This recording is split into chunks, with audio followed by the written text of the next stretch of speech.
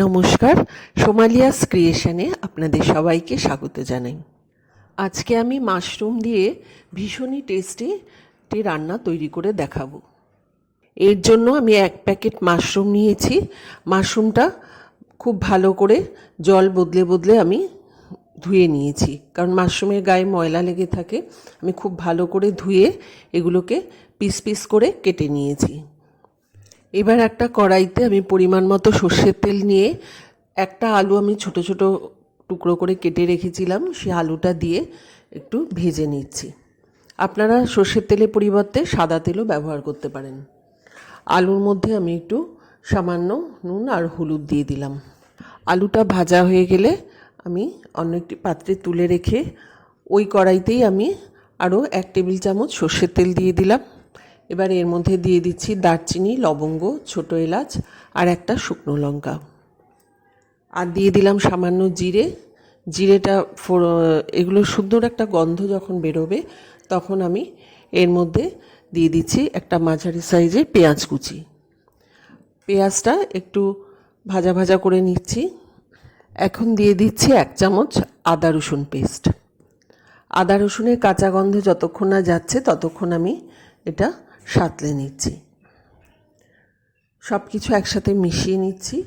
মিশিয়ে নিয়ে এখন এর মধ্যে আমি একটা টমেটো দিয়ে দিলাম। এটা আমি গ্রেট করে রেখেছিলাম। প্রোটিনে ভরপুর এই মাশরুম আমাদের শরীরের জন্য কিন্তু প্রতিদিন মাশরুম খাওয়া প্রয়োজন, তাই মাঝে মাঝে কিন্তু এই মাশরুম খাওয়া যেতেই পারে। এবার একে একে আমি সমস্ত গুঁড়ো মশলাগুলো দিয়ে দিচ্ছি। দিয়ে দিলাম হলুদ গুঁড়ো, জিরে গুঁড়ো, ধনে গুঁড়ো আর কাশ্মীরি লাল লঙ্কার গুঁড়ো।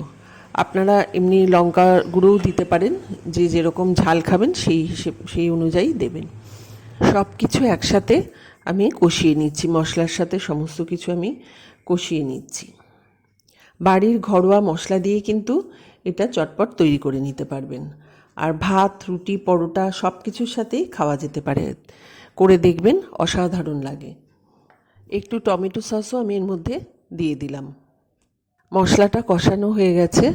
মশলাটা যাতে পুড়ে না যায় তার জন্য আমি সামান্য একটু জল দিয়েছি। এবার আমি যে মাশরুমটা কেটে রেখেছিলাম সেই মাশরুমগুলো এর মধ্যে দিয়ে দিলাম।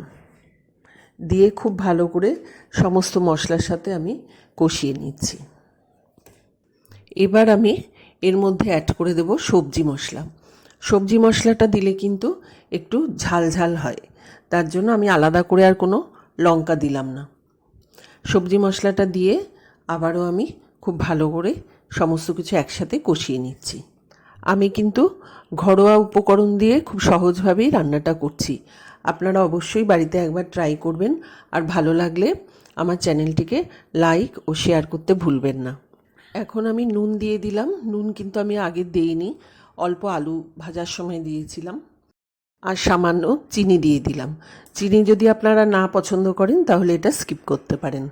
সব কিছু কষিয়ে নিয়ে আমি এবার এতে পরিমাণ মতো জল দিয়ে দিচ্ছি। গ্যাসের ফ্লেমটা কিন্তু হাইতে করে রেখেছি।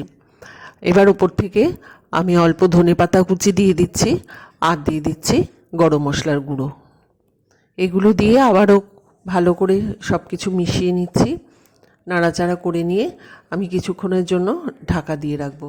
আর আমি এত ঝোল রাখবো না, আমি একটু টানিয়ে নিচ্ছি।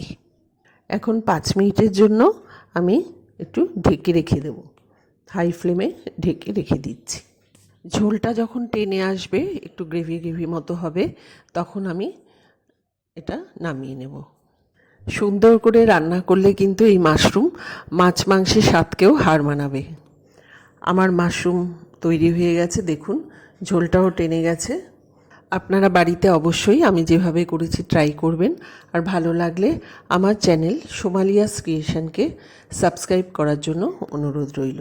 সবাই ভালো থাকবেন, সুস্থ থাকবেন। নমস্কার।